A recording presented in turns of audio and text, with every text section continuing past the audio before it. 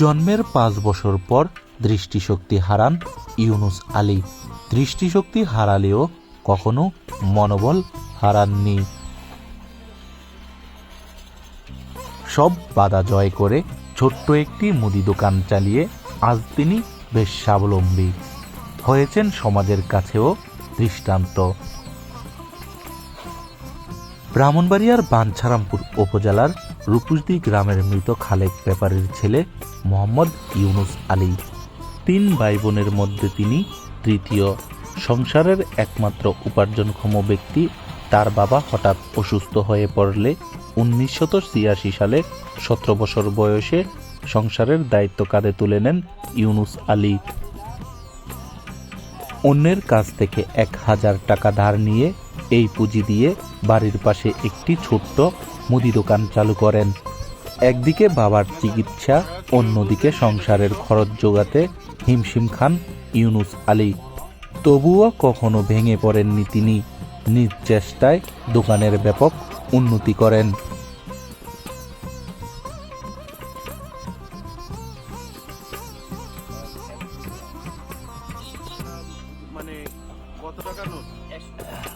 আমার আব্বা মারা যাওয়ার পর যা সংসার হয়েছে তখন আমি যেভাবে কষ্ট করে ছেলে মেয়ে যাই কিছু লেখাপড়া করাইলাম। আর এখন তো নাম বয়স 57-58, এখন তো বেশি পারি না। রেস্টে এসে ছেলে একটা কাঁচামাল ব্যবসা করে এবং ছেলের ঘরে আমার নাতি আছে, একটা নাতিন আছে। মোটামুটি আমি এখন ভালো আছি। ইউনুস আলী 3 বোনকে বিয়ে দেওয়ার পর ভাইয়ের অকাল মৃত্যুর পর বড় ভাইয়ের সংসারেরও দায়িত্ব পালন করেন। এভাবেই প্রায় 38 বছর ধরে সংসার এবং দোকানের গানি টানছেন ইউনুস আলী।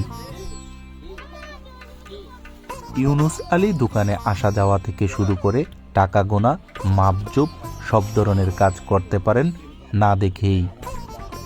প্রথম দিকে বাকির হিসাব লিখে রাখত প্রতিবেশীদের মাধ্যমে, পরে তার সন্তানরা, এখন নাতি ও ছেলের বউ লিখে রাখেন।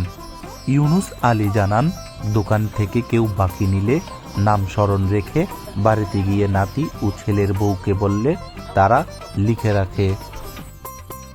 বর্তমানে মোবাইল আগে বেশিরভাগ, আর লেখা কিছু বড় আসতে আমার সময় নাতি লেখে, বলাবো লেখে বেশি, আর আগে লিখতো বলা। রূপসদী মধ্য সরকারি প্রাথমিক বিদ্যালয়ের সহকারী শিক্ষক কবির হোসেন বলেন, মোহাম্মদ ইউনুস মিয়া এই এলাকার বাসিন্দা। এখানে দীর্ঘদিন যাবৎ উনি এই দোকান চালাচ্ছেন। ওনার দোকান থেকে এই পাড়ার লোকজন বিভিন্ন সদাইপাতি নিয়ে যায়। টাকাগুলি উনি হাতের মাধ্যমে গুনে গুনে রাখতে পারেন, অর্থাৎ যত টাকা নোটই দেয় উনি এই টাকাটা বাংতি দিতে গিয়া, ব্যাক করতে গিয়া সবকিছু উনি একজন অন্ধ হয়েও হাতে স্পর্শ করি উনি বুঝে নিতে পারেন যে টাকাটা কত টাকা নোট। আর এইভাবে মানুষের হাতে যে সদাইটা উনি বিভিন্ন জায়গা থেকে ক্রয় করে এনে তারপরে সেল করে। আর এই সেল করতে গিয়ে ওনার দোকানে কি কি সদাই কোন জায়গায় আছে, কোন সদাইটার মূল্য কত, সেটা উনি নির্দ্বিধায় বলে দিতে পারে। এমনকি ওনার পরিচিত লোকজন যারা প্রতিবেশী আছেন, ওনারা কাস্টমার হিসেবে যখন আসেন, ওনাদের কণ্ঠ শুনেই উনি বুঝে নিতে পারেন যে উনি এই লোকটা। তা দীর্ঘদিন যাবৎ উনি এইভাবে ওনার দোকানটা চালিয়ে ওনার এই পেশায় থেকে উনি ওনার জীবনযাপন করতেছেন। আল্লাহ দিলে ভালো আছেন এবং সুস্থ আছেন।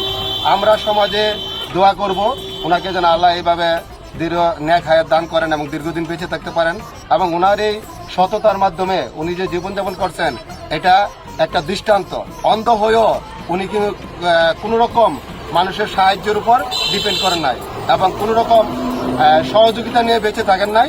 উনি ওনার নিজের চেষ্টায় একটা দোকান চালিয়ে নিজের জীবনকে ধারণ করতেছেন। এটা অবশ্যই একটা উদাহরণ এবং একটা পদক্ষেপ। আমি ওনার জন্য মঙ্গল কামনা করি, আল্লাহ যেন ওনাকে সুন্দরভাবে ন্যাক হায়াত দান করেন।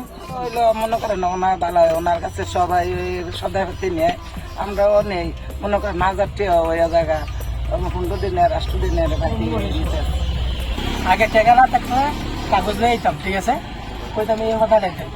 এবারে এলাকা কইতো আচ্ছা দিতেছি মানে উনি মাঝে মাঝে হঠাৎ করে আবার হাতও ধরে লাগতো, ধরে হাতকে লাগতো, ঠিক আছে। তোরা কোনো মতে সাইকেল মাইতে ছুটে যেতাম না, ঠিক আছে, মজা তো দেখা লাগে। কাগজ দিয়া মজা নেওয়ার চেষ্টা করতেন, পরে কি টাকা দিতে হতো? পরে টাকা দিতে হইতো। অনেক আগে অনেক ছোট আসলাম না, মন্দ বুঝি, ঠিক আছে।